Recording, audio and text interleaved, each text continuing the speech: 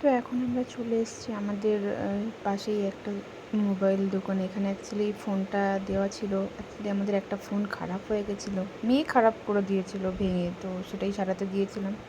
দেন ওখান থেকে নিয়ে আমরা এখন বেরিয়ে পড়েছি, একটু ঘুরবো, কোথাও স্ট্রিট ফুড খাবো এরকম ইচ্ছে আছে।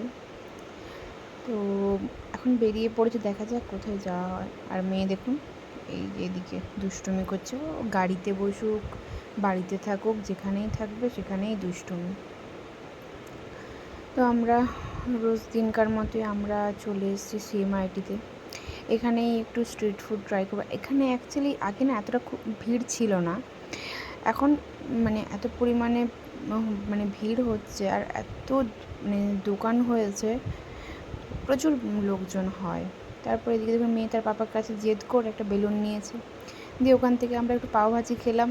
খাওয়ার পর ওর পাপা এই যে আবার নিয়ে নিয়েছে ম্যাঙ্গো জুস, এটা ওর পাপার ভীষণ ফেভারিট।